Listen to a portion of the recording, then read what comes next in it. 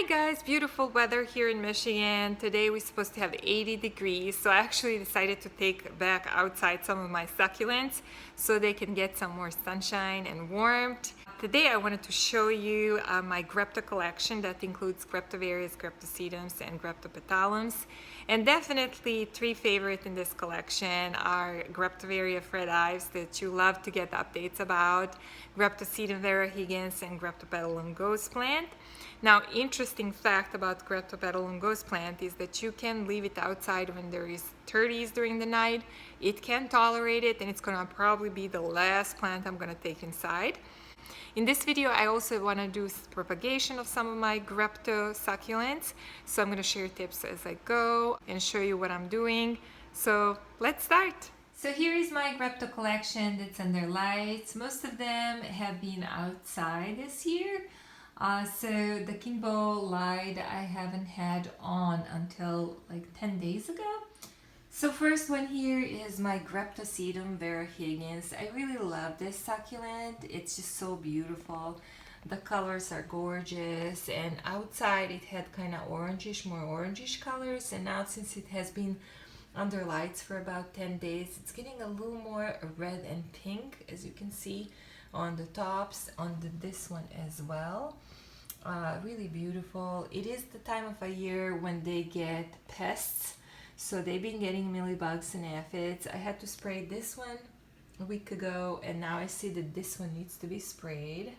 You can see, guys, and this one here. These pots were getting too heavy, so it kept falling down when it was outside, when it was windy. So you can see it's a little bit bare on this side. So I took the leaves and placed them on the top of the soil, and they self-propagated. Look at how cute these are. There is some triple-headed Vera Higgins from one leaf. I just love looking at this one. Just so gorgeous. So here are all of my Graptoverias Ives and possibly Graptoveria Douglas Hut. Now these here, all of these are the leftover propagations from that big Ives that I purchased, and I made videos about propagating it. So the rosette I sold and some of the babies, and this is all growth from the stems and from the leaf propagation. So there is a tiny little bit of stem that I left here that grew all these rosettes, and then there is one leaf propagation at the bottom of the stem. Then in this pot there is as you can see, two pieces of stem that I stick in the soil, and they both rooted and grew rosettes. And also there is probably 4 leaf propagations, and some of them are not getting enough light, as you can see here. I just took them inside for the recording. They have been outside the whole time. This one here has been under lights. I'm gonna show you close up some of these cute rosettes. I know some people have been suggesting that this may not be Ives, maybe it's Douglas Hut. It was sold as a Ives, so I'm not sure.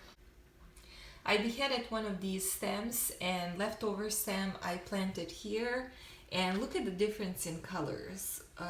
So this stem produced all of these babies, and they're different color. These were outside too. And they more look like this one. This one was outside as well. This was a purchase from Guest Farms, and I thought it's a little bit different than Ives, so maybe it's not, maybe it is. But the leaves are very, very long, kind of like Ives. Maybe it's just a different coloring that it got because of the different position. And then this little guy here is some kind of Graptosedum or Sedum. I'm not sure which one.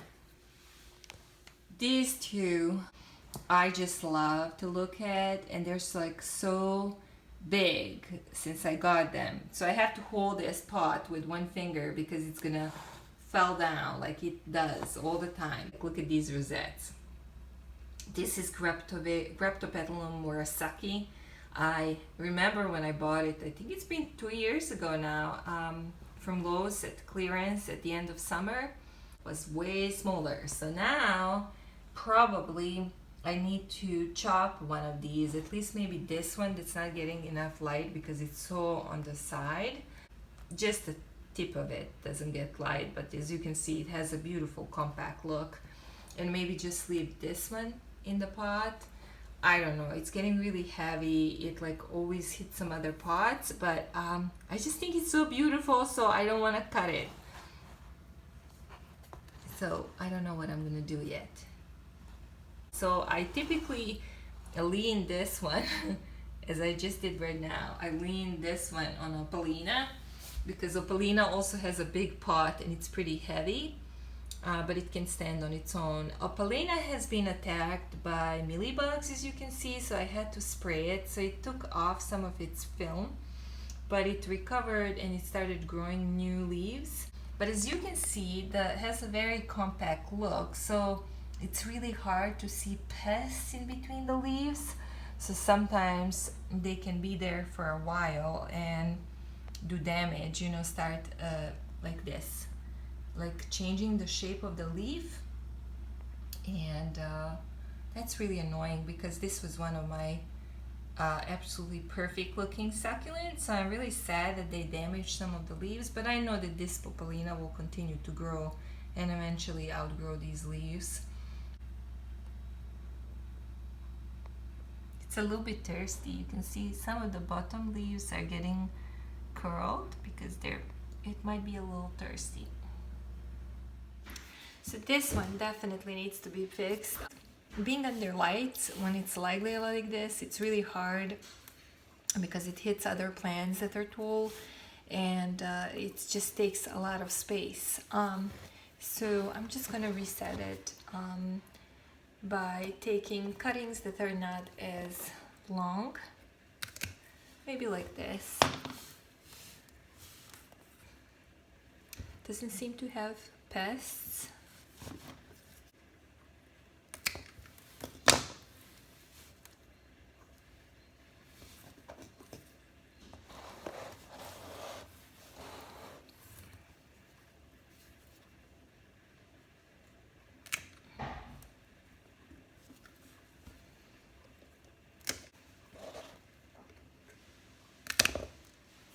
Another big one, and then this one is not very tall, so I think I'm gonna just pull that one out and then place it somewhere in the corner.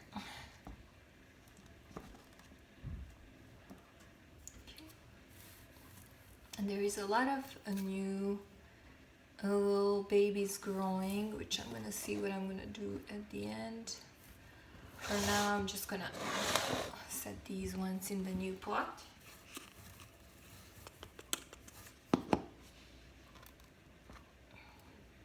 Try not to touch it too much, but to make it stable. This next one.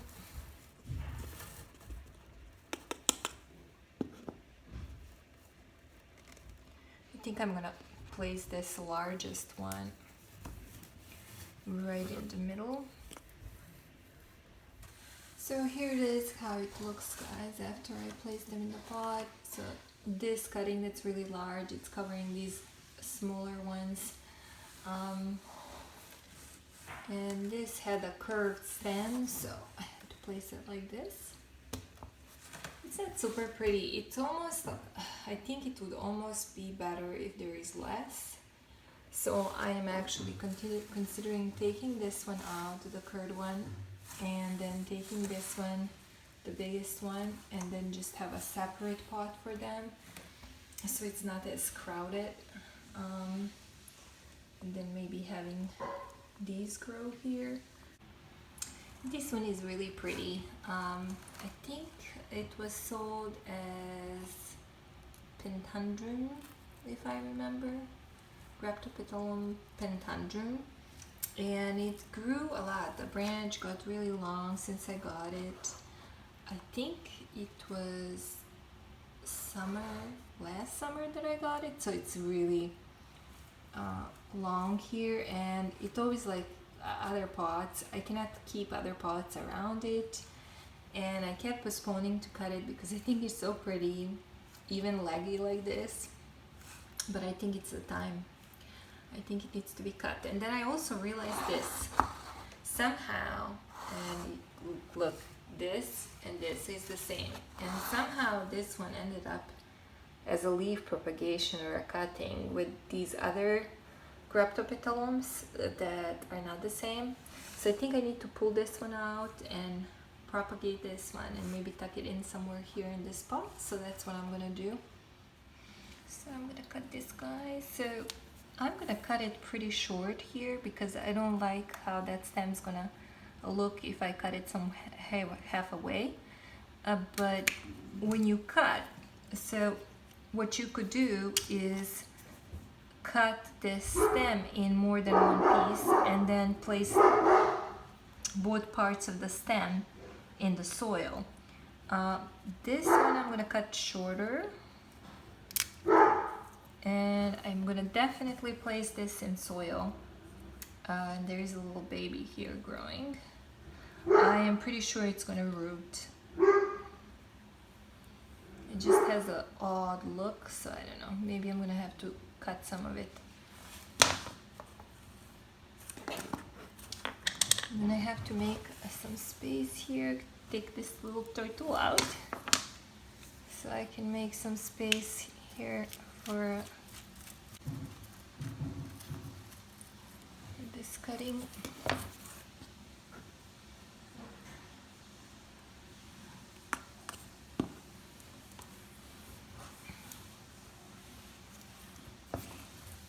Here's the final look. So this is the cutting, and this is the one that I pulled from this pot. So I made a mess on the floor, and now I don't have space, too much space for the turtle, but I'm gonna try to put it back somewhere here, maybe like here. And these are all of my, I think, ghosties, not 100% sure, or also Graptopetalum ghost plants.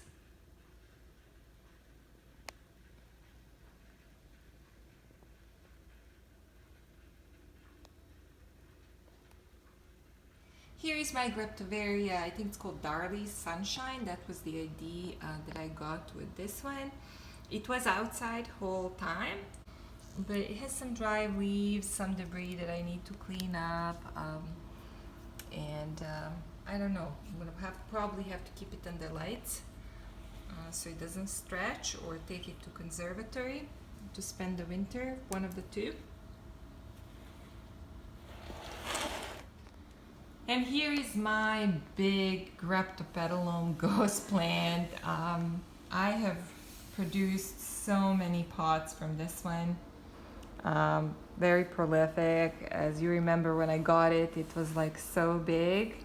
I never really broke the soil apart because it was like root was so connected with each other and with the soil that I just left it as it is. So I know it's root bound, but it never is at risk of root rot. So I just left it under rain. It was outside without the cover. So there is a lot of little leaves inside that self-propagated. So I probably need to do one video where I'm just gonna be propagating this one. It had a really beautiful color on the spider farmer lights as well as Kingbow lights. Under Kingbow it was more pink, under spider farmer it would get some bright light pink color, like a really pretty too. So I think I might make one pot that I'm gonna keep under spider farmer lights. So here you can see it on the other side. There is some debris and dry leaves that I need to clean up. It did burn a little bit this year when I took it outside, so there is some leaves that got the burn, like this one here. And I think I have one bigger one that I burned pretty good. Let me see where it is. Yeah, this one was burned in the beginning when I took it outside, I think. This little guy fell into our egress window. It's about 3 feet height, so he didn't broke anything, but I don't know how long he has been stuck there. It could be a day, it could be a few days. So I fed him and he ate his food. I gave him a little bit of carrot, a little bit of tiny piece of kale and tiny piece of lettuce and water. And so I think I'm gonna return him in the yard where I think that there is a nest. This is the size of the body that is already independent. He fits so nice our colors of the floor. I love his little rings around his neck, guys. Do you see those? So cute. I'm so glad he's better. He perked up completely. He was so like just sitting in a same spot. I tried to release him in the wild last night as soon as I found him, but he was not moving. So after like 20 minutes standing in the same spot outside, I actually left inside in the house and I came back and he was on the same spot. I just decided to take him in for the night because the previous night I saw baby coyote, so I didn't want him to get eaten or anything. So since he has been running around this morning here in the house, I think he's ready to go back.